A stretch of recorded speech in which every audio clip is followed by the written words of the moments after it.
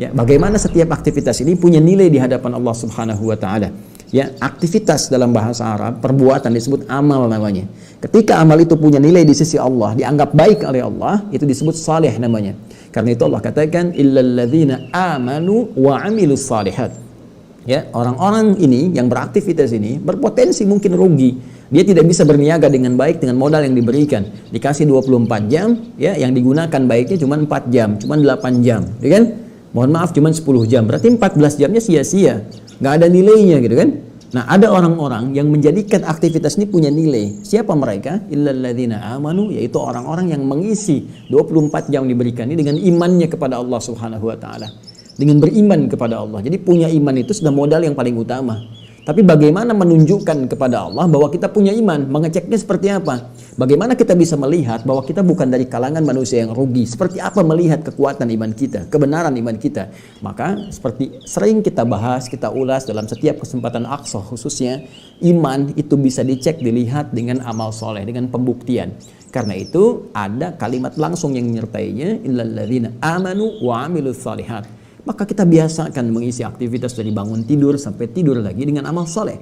Karena itulah Allah berikan petunjuk melalui Rasulullah sallallahu alaihi wasallam, Sayyidina Muhammad sallallahu alaihi wasallam memberikan petunjuk pada kita bagaimana menata setiap aktivitas dari bangun tidur sampai tidur lagi sehingga dia bisa punya nilai di hadapan Allah, punya amal soleh, menjadi ibadah. Maka disertakanlah bimbingan dalam setiap aktivitas kita. Silahkan Anda cek, semua aktivitas kita itu punya bimbingannya dalam bentuk doa.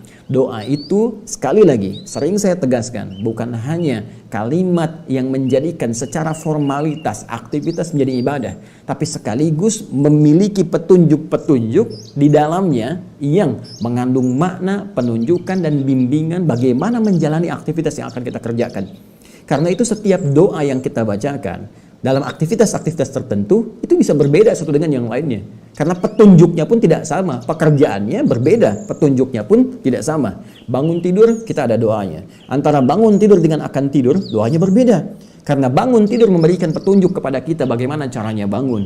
Dari Ibnu Abbas radhiyallahu taala anhuma, ketika beliau menginap di rumah Sayyidah Maimunah radhiyallahu taala anha, ingin mengamati bagaimana Nabi bangun malam harinya untuk menunaikan ibadah tahajud itu. Kata beliau, kana Nabi sallallahu alaihi wasallam bima makna, adalah kebiasaan Nabi sallallahu alaihi wasallam idza staiqadha min naumihi, jika beliau bangkit, bangun dari tidurnya, fajalasa, maka beliau duduk terlebih dahulu, tidak langsung kemudian bangkit atau beraktivitas, duduk dulu, menenangkan dirinya. Kemudian famasaha biyadihi min athari naumi, maka beliau menghapus bekas ngantuknya dengan bagian tangan yang bersih, diduga bersih. Ya, bisa dengan misalnya bagian jemari yang ini atau dengan punggung tangan seperti ini yang diduga bersih. Dia hilangkan dulu, beliau hilangkan bekas kantuknya sehingga ada kesadaran. Ya, baru setelah ada kesadaran itu beliau bacakan kemudian faqara khawatim surah Ali Imran, membacakan ayat-ayat terakhir ayat 190 sampai ayat 200 surah Ali Imran, kemudian membaca doa bangun tidur itu. Nah, ini petunjuk lagi. Mereka menyampaikan ketika Nabi bangun dari tidur, maka Nabi membaca alhamdulillahilladzi ahyana ba'dama amatana wa ilaihin nusyur. Ya, ini petunjuk. Bukan cuma bacaan yang menjadikan bangun tidur itu menjadi amal soleh. Jadi ibadah, jadi punya nilai di hadapan Allah Subhanahu wa taala. Tapi diberikan bimbingan sekaligus bagaimana cara menyikapi bangun itu. Maka kita katakan, segala puji bagimu ya Allah. Aku bersyukur diberikan kesempatan untuk hidup kembali, menjalani kehidupan di hari ini, walaupun Engkau bisa mewafatkan aku saat tidur tadi. Ya, tapi Engkau berikan kesempatan kepada aku, alhamdulillah ya Allah, wa ilaihin nusyur, dan aku berjanji ya Allah di hari ini akan mencari bekal yang lebih baik dibandingkan hari sebelumnya sebagai persiapan untuk kembali kepadamu. Karena nusyur itu nasyara, diantara maknanya menyebar untuk kembali lagi.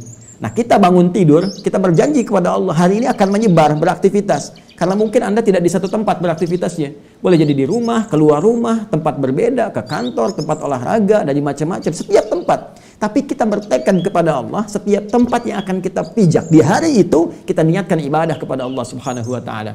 Bangunnya ibadah, tahajudnya ibadah, subuhnya ibadah, sepedaannya habis itu ibadah, persiapan mandinya ibadah, ke kantornya ibadah. Itu niat kita. Sehingga di setiap titik saat kita beraktivitas, sedang kita beribadah sekalipun diwafatkan oleh Allah Subhanahu wa taala.